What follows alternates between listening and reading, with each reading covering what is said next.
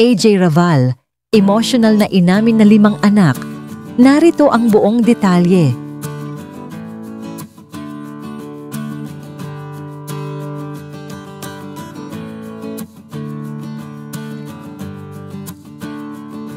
Hindi napigilang maging emosyonal ng aktres na si AJ Raval sa isang eksklusibong panayam kay Boy Abunda sa programang Fast Talk with Boy Abunda. Matapos tuluyan niyang isiwalat sa publiko ang matagal ng usap-usapang may anak na sila ni Aljur Abrenica.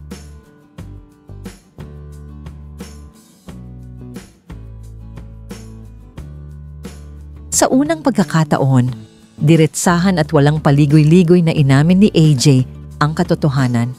Sa tanong ni Tito Boy na, "Totoo ba na kayo ni Aljur Abrenica ay may 2 anak?" Mariin niyang sagot, "Actually, Tito Boy, 5 na po. First one is si Ariana, 7 years old. Second one is Aaron, he's an angel now. Wala na siya. Third one is Aikina, then Junior, then Abraham."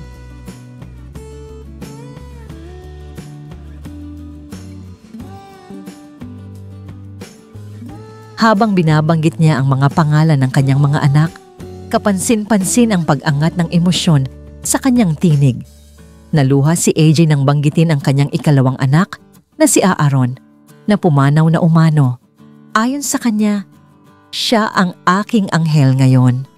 Makikita sa aktres ang bigat ng damdamin ng isang ina na dumaan sa matinding sakit, ngunit patuloy na lumalaban para sa mga anak niyang naiwan.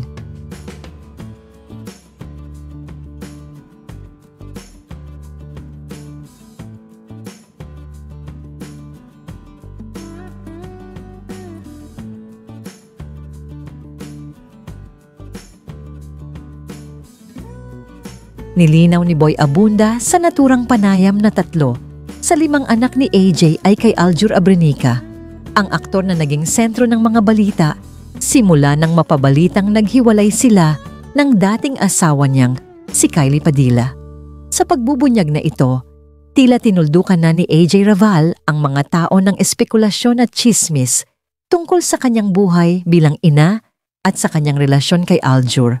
Marami ang nabigla at mas marami ang humanga sa kanyang tapang na harapin ang katotohanan sa harap ng publiko.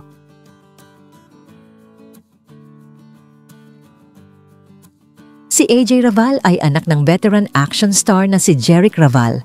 Nakilala siya bilang isa sa mga daring actresses ng kanyang henerasyon sa ilalim ng Viva Films, kung saan tumatak ang kanyang pangalan sa mga pelikulang nag-trending sa online platforms. Ngunit higit sa kanyang mga pelikula, naging laman ng showbiz headlines si AJ dahil sa kanyang relasyon kay Aljur Abrenica na nagsimula matapos ang kontrobersyal na paghihiwalay nito kay Kylie Padilla.